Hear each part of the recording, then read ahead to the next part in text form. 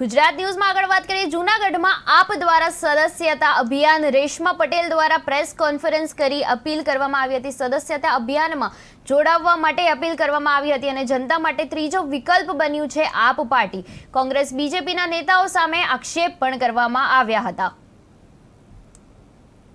કરવાની આ લડાઈ છે, આ ભય ભૂખ અને ભ્રષ્ટાચાર મુક્ત ગુજરાતની લડાઈ છે, ગુજરાત બચાવવાની આ લડાઈ છે। તો સૌ સાથે મળીને અમારા અભિયાનમાં જોડાવ અને ગુજરાતને બચાવવાની લડાઈ છે। આમ આદમી પાર્ટી સાથે મજબૂતાઈથી અમારા સંગઠનને મજબૂત કરવા સૌ આવવા માટે હું આહવાન કરું છું। ભ્રષ્ટાચારની વાત કરો, કઈ રીતે તમે આક્ષેપ કરો ભ્રષ્ટાચાર?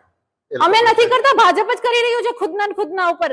ભાજપના ધારાસભ્ય એમ કહી રહ્યા છે જૂનાગઢના કે પૂર્વ ધારાસભ્યએ ભ્રષ્ટાચાર કર્યું, ગ્રાન્ટ ખાઈ ગયા, અને પૂર્વ ધારાસભ્ય કોંગ્રેસના એમ કહી રહ્યા છે કે ભાજપ સાબિત કરીને બતાવે। એટલે એ લોકો જે પક્ષાપક્ષી લડી રહ્યા છે, માસિયાગીરી કરી રહ્યા છે ને એની વચ્ચે આમ આદમી પાર્ટી એવું કહી રહી છે કે ભાઈ તમારા ખીચા ભરાઈ ગયા હોય, ઘર ભરાઈ ગયા હોય, પેટ ભરાઈ ગયા હોય ભ્રષ્ટાચાર કરી અને તો આમ આદમી પાર્ટીનું કામ કરો, આમ આદમી પાર્ટીની જનતાનું કામ કરો અને આમ આદમી પાર્ટીને કામ કરવા દો। આ વાત અમે એને કહી રહ્યા છીએ, કારણ કે હવે માસિયાગીરી બંધ થવી જોઈએ અને જે જનતાના પૈસા